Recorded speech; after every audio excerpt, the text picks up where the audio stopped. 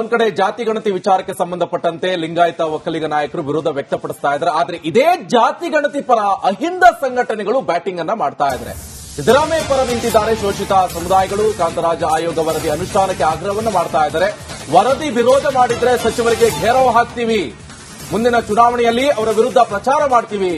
ರಿಪಬ್ಲಿಕನ್ನಕ್ಕೆ ದಲಿತ ಮುಖಂಡ ರಾಮಚಂದ್ರಪ್ಪ ಹೇಳಿಕೆಯನ್ನು ಕೊಟ್ಟಿದ್ದಾರೆ.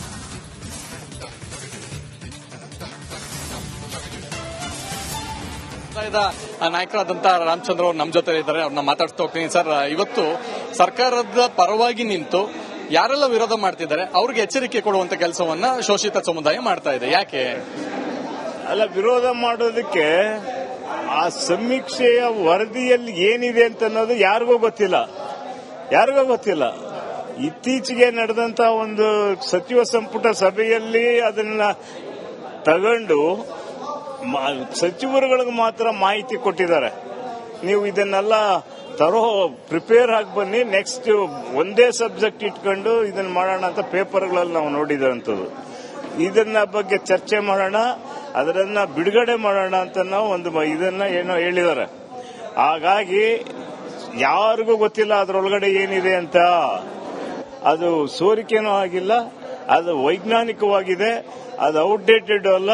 ಅದು 5 ವರ್ಷಗಳ ಹಿಂದೆ ಆಗಿರೋಂತ ಒಂದು ಸಮೀಕ್ಷೆ. ಅದು ಎಲ್ಲಾ ರೀತಿಯಲ್ಲೂ ವೈಜ್ಞಾನಿಕವಾಗಿದೆ ಅಂತ ಹೇಳೋದಕ್ಕೆ ನಾನು ಇಷ್ಟಪಡ್ತೀನಿ. ಸಚಿವ ಸಂಪುಟ ಸಭೆ ಇದೆ, ಒಂದು ವೇಳೆ ಅಲ್ಲಿ ಸರ್ಕಾರದ ಸಚಿವರು ಯಾರಾದ್ರೂ ವಿರೋಧ ಮಾಡಿದ್ರೆ ಯಾವ ರೀತಿಯಾದಂತ ಆಗ್ರಹವನ್ನ ಸಂಘಟನೆ ಮಾಡಲಿದೆ? ಗೆರಾವ್ ಮಾಡ್ತೇವೆ. ಅವ್ರನ್ನ ಮುಂದಿನ ದಿನಗಳಲ್ಲಿ ಅವರು ಯಾವ ಕ್ಷೇತ್ರನ ಪ್ರತಿನಿಧಿಸ್ತಾರೆ ಆ ಕ್ಷೇತ್ರದಲ್ಲಿ ನಾವು ಹೋಗಿ ಅವ್ರ ವಿರುದ್ಧವಾಗಿ ಕೆಲಸ ಮಾಡಿ ಅವರನ್ನ ಸೋಲಿಸುವಂತ ಕೆಲಸ ಮಾಡ್ತೀವಿ. ಪ್ರಬಲ ಸಮುದಾಯಗಳು ಎಚ್ಚರಿಕೆಯನ್ನು ಕೊಡ್ತಾ ಇದೆ, ಒಂದು ವೇಳೆ ಕಾಂತರಾಜ ಆಯೋಗ ವರದಿನ ಜಾರಿಗೆ ತಂದ್ರೆ ಇಡೀ ರಾಜ್ಯ ಬಂದ್ ಮಾಡ್ತೀವಿ, ಸರ್ಕಾರನ ಬೀಳಿಸ್ತೀವಿ ಅಂತ. ಸರಿ, ಅವ್ರು ಬಂದ್ ಮಾಡಿದ್ರೆ ನಾವು ಪ್ರತಿರೋಧ ತೋರಿಸೋದಕ್ಕೆ ನಾವಿದೀವಿ. ಶೋಷಿತರು 60%, 68% ಇದೀವಿ ನಾವು. ಅವ್ರಿಗೆ ಪ್ರತಿರೋಧ ನಾವು ತೋರಿಸ್ತೀವಿ. ಯಾವ ರೀತಿ ಸರ್, ನೀವು ಬಂದ್ ಮಾಡ್ತೀರಾ ಅಥವಾ ಸರ್ಕಾರದ ಪರವಾಗಿ ನಿಲ್ತೀರಾ? ವಿರುದ್ಧ ಮಾಡ್ತೀವಿ ನಾವು. ಅವ್ರೆಲ್ಲೆಲ್ಲ ಹೋಯ್ತಾರ ಅವ್ರ ಹಿಂದೆ ಹೋಯ್ತೀವಿ. ಸರ್, ಸಿದ್ದರಾಮಯ್ಯನವರ ಜೊತೆಯಲ್ಲಿ ಅಥವಾ ಸಿದ್ದರಾಮಯ್ಯನವರು ಇಳಿಸೋದಕ್ಕೆ ಅದೇ ಪಕ್ಷದಲ್ಲಿ ಒಂದಷ್ಟು ಷಡ್ಯಂತ್ರ ಆಗ್ತಿದೆ ಅನ್ನೋ ಮಾತು ಕೂಡ ಇಲ್ಲಿ ಬಂತು. ರಾಜಕೀಯ ಗೊತ್ತಿಲ್ಲ. ಅಂದ್ರೆ ಈ ಮುಂದಿನ ಹೋರಾಟ ಯಾವ ರೀತಿ ಇರುತ್ತೆ ಸರ್? ಒಂದು ವೇಳೆ ಕಾಂತರಾಜ ಆಯೋಗ ವರದಿ ಜಾರಿ ಮಾಡಲೇಬೇಕು ಬೀದಿಯಲ್ಲಿ ದಂಗೆ ಹೇಳ್ತಾರೆ ಶೋಷಿತರು, ಬಹಳ ನೊಂದಿದ್ದಾರೆ. ಇವರು ದಬ್ಬಾಳಿಕೆಗಳನ್ನೆಲ್ಲ ಸಹಿಸ್ಕೊಂಡು ಬಂದಿದ್ದಾರೆ. ಇದನ್ನೆಲ್ಲ ಸಹಿಸ್ಕೊಂಡು ಮುಂದೇನು ನಾವು ಮುಂದುವರಿಬೇಕು ಅಂತ ಅನ್ನೋದು ನಮ್ಗೆ ಇಚ್ಛೆ ಇಲ್ಲ. ಇದಕ್ಕೆ ಕಡಿವಾಣ ಹಾಕ್ಬೇಕು ಅಂತ ಅನ್ನೋದನ್ನ ತೀರ್ಮಾನ ಮಾಡಿದ್ವಿ. ಇದಿಷ್ಟು ರಾಮಚಂದ್ರ ಅವರ ಮಾತು. ಕ್ಯಾಮ ಪರ್ಸನ್ ಸದಾನಂದ್ ಜೊತೆ ಚಂದ್ರಶೇಖರ್, ರಿಪಬ್ಲಿಕ್ ಕನ್ನಡ, ಬೆಂಗಳೂರು. ಓಕೆ, ಇದು ಧಮ್ಕಿಗಳು. ನಿನ್ನೆ ಶಾಮನೂರು ಶಿವಶಂಕರಪ್ಪ ಅವರ ಧಮ್ಕಿ. ಅವರು ಲಿಂಗಾಯತ ನಾಯಕರು. ಅವರು ಹೇಳಿದ್ರು ನಮ್ಮನ್ನು ಬಿಟ್ಟು ನಿಮಗೆ ಸರ್ಕಾರ ಮಾಡಕ್ಕಾಗತ್ತಾ ಅಂತ. ಇವರು ರಾಮಚಂದ್ರಪ್ಪ ದಲಿತ ಮುಖಂಡರು. ಇದು ಇವರ ಧಮ್ಕಿ. ನಾವು ಅವರು ಹೋಗಿ ಅವರನ್ನು ಸೋಲಿಸ್ತೀವಿ ಅಂತೇಳಿ. ನಿನ್ನೆ ನಾನು ಒಂದು ಮಾತು ಹೇಳಿದ್ದೆ, ಯಾರಿಗೆ? ಶಾಮನೂರು ಶಿವಶಂಕರಪ್ಪ. ಧಮ್ಕಿ ಹಾಕೊಂಡು ಮಾಡೋದಲ್ಲ ಯಾವುದನ್ನು ಕೂಡ ಅಂತೇಳಿ. ಇವರು ಕೂಡ ಈಗ ಯಾರು ರಾಮಚಂದ್ರಪ್ಪ ಹೇಳ್ತಾ ಇದ್ರಲ್ಲ, ಅವರು ದಲಿತ ನಾಯಕರಲ್ವಾ, ಅವರನ್ನ ಸೋಲಿಸ್ತೀವಿ. ಸೋಲಿಸಬೇಡಿ, ನಿಮ್ಮವ್ರನ್ನ ಗೆಲ್ಲಿಸಿ ತಾಕತ್ತಿದ್ರೆ ನೀವು ಸೋಲಿಸೋದೇನು ಮಣ್ಣಂಗಟ್ಟಿ? ನೀವು ಫಸ್ಟ್ ರಾಮಚಂದ್ರಪ್ಪ ಅವರೇ ನೀವು ಅರ್ಥ ಮಾಡ್ಕೊಳ್ಳಿ. 1,08,00,000 ಜನ ಇದ್ದೀರಲ್ಲ, 101 ಸಮುದಾಯ ಇದೆಯಲ್ಲ ನಿಮ್ಮಲ್ಲಿ ಬೇರೆ ಬೇರೆ.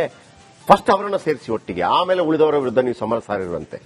ತಾಕತ್ತಿದ್ರೆ ಅದು ಮಾಡಿ. ನೀವು 101 ಜಾತಿಗಳನ್ನು ಒಟ್ಟಿಗೆ ಸೇರಿಸಿ. ಆಗತ್ತಾ ನಿಮ್ಮಿಂದ? ಅದಾಗಲ್ಲ. ಉಳಿದದಕ್ಕೆ ಯಾಕೆ ಹೋಗ್ತೀರಿ? ನೀವು 101 ಜಾತಿ ಒಟ್ಟಿಗೆ ಸೇರಿಸಿದ್ರೆ 1,08,00,000 ಜನ ಆದ್ರೆ ನಿಮಗೀಗಲೂ ಕೂಡ ನಿಜವಾಗಿ ನಿಮಗೆ ನಾಚಿಕೆ ಆಗಬೇಕು ರಾಮಚಂದ್ರಪ್ಪ ಅವರೇ. ಇಷ್ಟು ದೊಡ್ಡ ಜಾತಿ ಇಟ್ಟುಕೊಂಡು, ಇಷ್ಟು ದೊಡ್ಡ ಶಕ್ತಿ ಇದ್ದು ನೀವೆಲ್ಲಿ ಅದರ ಪ್ರಾಬಲ್ಯವನ್ನು ತೋರಿಸಿದಿರಿ? ವಿತ್ ರೆಸ್ಪೆಕ್ಟ್ ನಾನು ಹೇಳ್ತಿರೋದು, ಅರ್ಥ ಮಾಡ್ಕೊಳ್ಳಿ ನಾನು ಹೇಳೋದನ್ನ. ದಲಿತರಿಗೆ 36 ಕ್ಷೇತ್ರ ಬಿಟ್ಟುಕೊಡುತ್ತೆ ರಿಸರ್ವೇಷನ್ ಅಲ್ಲಿ. ಅದು ಸಿಸ್ಟಮ್ ನಿಕೇಶ್. ಎಸ್ಸಿಗಳಿಗೆ ಅಂತ 36 ಕ್ಷೇತ್ರ, ಎಸ್ಟಿಗಳಿಗೆ 16 ಕ್ಷೇತ್ರ. ಲೋಕಸಭಾ ಚುನಾವಣೆಯಲ್ಲಿ 28 ಕ್ಷೇತ್ರದಲ್ಲಿ 5 ಕ್ಷೇತ್ರ 3 ಎಸ್ಸಿಗಳಿಗೆ 2 ಎಸ್ಟಿಗಳಿಗೆ ಈ ತರ ಬಿಟ್ಟುಕೊಡ್ತಾರೆ. ಕೆಲವೆಲ್ಲ ರಾಜ್ಯಗಳಿಗೆ. ಇವರು ರಾಮಚಂದ್ರಪ್ಪ ಹೇಳ್ತಾರಲ್ಲ, ನಾವು ಅಲ್ಲಲ್ಲಿ ಹೋಗಿ ಬೀದಿಯಲ್ಲಿ ಹೋರಾಟ ಮಾಡ್ತೀವಿ ಅಂತೇಳಿ. ನೀವು ನಿಮ್ಮ ಹೋರಾಟಕ್ಕೆ ಅರ್ಥನೇ ಇಲ್ಲ ನನ್ನ ಪ್ರಕಾರ. ನಿಮಗೆ ಎಂತ ಅವಕಾಶವನ್ನು ಸಂವಿಧಾನ ಕೊಟ್ಟಿದೆ ಅಂತಂದ್ರೆ, ವೋಟಿಂಗ್ ಪ್ಯಾಟರ್ನ್ ಪ್ರಕಾರ ಜಾತಿ ದೊಡ್ಡದಿದೆ. ಈಗ ಲಿಂಗಾಯತರು ಯಾಕೆ ಹೇಳ್ತಾರೆ? ಲಿಂಗಾಯತರ 56 MLAಗಳು ಯಾಕಿದ್ದಾರೆ? ಯಾಕೆ ಅಂತಂದ್ರೆ ಅವರು ಕೇಳ್ತಾರೆ, ನಮಗೆ ಜಾತಿ ವೋಟ್ ಜಾಸ್ತಿ, ಸೀಟ್ ಜಾಸ್ತಿ ಕೊಡಬೇಕು, ಮಂತ್ರಿಗಿರಿ ಜಾಸ್ತಿ ಕೊಡಬೇಕು. ನೀವೆಲ್ಲಿ ಕೇಳಿದ್ರಿ 101 ಜಾತಿ ಇದ್ದು ಒಟ್ಟಾಗಿ ಬಂದು ನಮಗೆ ನಾಟ್ ಓನ್ಲಿ ರಿಸರ್ವೇಷನ್ ನಮಗೆ ಜಾಸ್ತಿ ಬೇಕು ಅಂತ ಹೇಳಿ. ಈಗ ಮಧುಗಿರಿಯಲ್ಲಿ ರಾಜಣ್ಣ ಇದ್ದಾರೆ, ಅವರು ಎಷ್ಟಿಗೆ ಸೇರ್ತಾರೆ?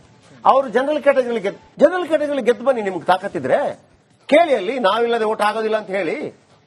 ನಿಮಗೆ ಮತ್ತೊಬ್ಬರನ್ನು ಹೋಗಿ ದಂಗೆ ಅದೇನೋ ಹೋರಾಟಗಳು ಮಾಡಿ ಸೋಲ್ಸಕ್ಕಾಗತ್ತೆ ಅಂತಂದ್ರೆ ಸಂವಿಧಾನ ನಿಮಗೆ ಅವಕಾಶ ಕೊಟ್ಟಿದೆಯಲ್ಲ. ಸಂವಿಧಾನ ಅವಕಾಶ ಕೊಡದೇ ಇದ್ದಾಗ ನೀವು ಹೋರಾಟ ಮಾಡೋದು ಐ ಅಗ್ರಿ. ನಮ್ಮನ್ನ ತುಳಿತಾ ಇದಾರಪ್ಪ, ನೀವು ಯಾಕೆ ತಿಳಿಸ್ಕೊತಾ ಇದ್ರಿ ಇಷ್ಟು ಜಾತಿ ಇದ್ದು? 101,800,000 ನಿಮ್ಮಷ್ಟು ದೊಡ್ಡ ಜಾತಿ ಯಾವುದೂ ಇಲ್ಲ. ಈಗ ಮುಸ್ಲಿಮರದ್ದು ಬಿಟ್ಟಾಕಿ 75 ಲಕ್ಷ ಇದೆ, ಅದು ಬೇರೆ. ಲಿಂಗಾಯತರದು ಕೂಡ ಅತಿ ದೊಡ್ಡ 2ನೇ ಜಾತಿ ಆದ್ರೂ ಕೂಡ ಅದರಲ್ಲಿ ಉಪವರ್ಗ ಅವರಲ್ಲೂ ಇದೆ, 50-75 ಉಪವರ್ಗ ಇದೆ, ಬೇರೆ ಬೇರೆ ಬೇರೆ ಬೇರೆ ಬೇರೆ ಬೇರೆ. ಅದರಲ್ಲಿ ಎಸ್ ಟಿ ಕ್ಯಾಟಗರಿ ಎಲ್ಲ ಬರೋರಿದ್ದಾರೆ, ನಿಮ್ಮಲ್ಲೂ ಇದ್ದಾರೆ 101 ಜಾತಿ. ರಾಮಚಂದ್ರಪ್ಪ ಅಲ್ಲ ಅವರ ಹೆಸರು? ರಾಮಚಂದ್ರಪ್ಪ ಅವರೇ, ನೀವೊಂದು ಕೆಲಸ ಮಾಡಿ, 101 ಜಾತಿಗಳನ್ನು ಸೇರಿಸಿ ಒಂದು ಸಮಾವೇಶ ಮಾಡಿ. ಬಿಜೆಪಿಯ, ಕಾಂಗ್ರೆಸ್ನ, ಜೆಡಿಎಸ್ನ ಎಲ್ಲ ನಿಮ್ಮ ನಾಯಕರುಗಳನ್ನು ಬರಕ್ಕೆ ಹೇಳಿ. ನಿಮಗೆ ಅದು ಮಾಡಕ್ ಆಗಲ್ಲ, ನಿಮ್ಮ ಶಕ್ತಿ ನಿಮಗೆ ಗೊತ್ತಿಲ್ಲ.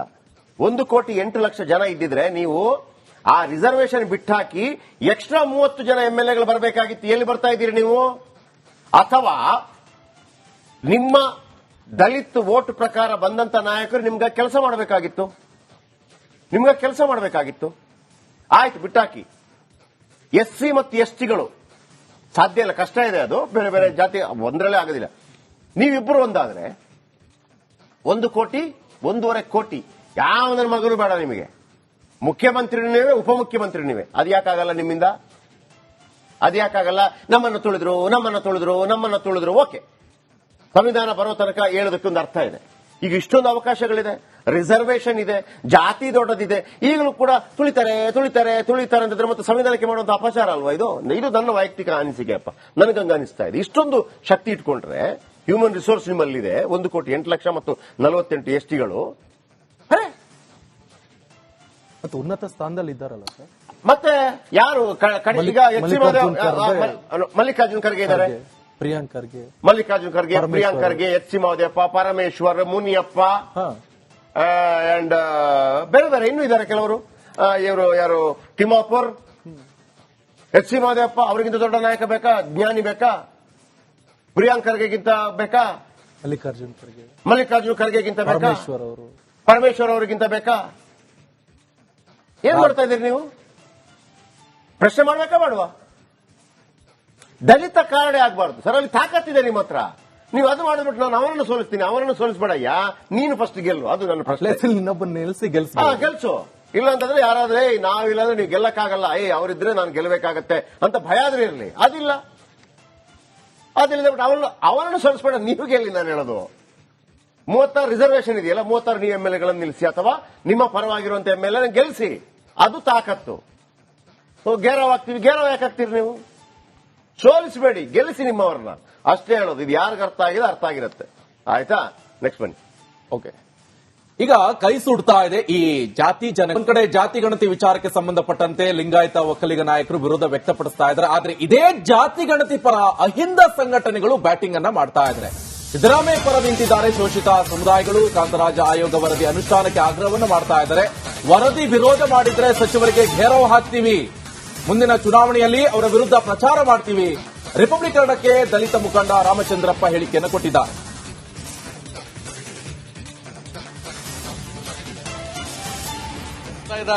ನಾಯಕರಾದಂತಹ ರಾಮಚಂದ್ರ ಅವರು ನಮ್ಮ ಜೊತೆ ಇದ್ದಾರೆ, ಅವ್ರನ್ನ ಮಾತಾಡ್ತಾ ಹೋಗ್ತೀನಿ. ಸರ್, ಇವತ್ತು ಸರ್ಕಾರದ ಪರವಾಗಿ ನಿಂತು ಯಾರೆಲ್ಲ ವಿರೋಧ ಮಾಡ್ತಿದ್ದಾರೆ ಅವ್ರಿಗೆ ಎಚ್ಚರಿಕೆ ಕೊಡುವಂತ ಕೆಲಸವನ್ನ ಶೋಷಿತ ಸಮುದಾಯ ಮಾಡ್ತಾ ಇದೆ. ಯಾಕೆ ಅಲ್ಲ, ವಿರೋಧ ಮಾಡೋದಕ್ಕೆ ಆ ಸಮೀಕ್ಷೆಯ ವರದಿಯಲ್ಲಿ ಏನಿದೆ ಅಂತ ಅನ್ನೋದು ಯಾರಿಗೂ ಗೊತ್ತಿಲ್ಲ.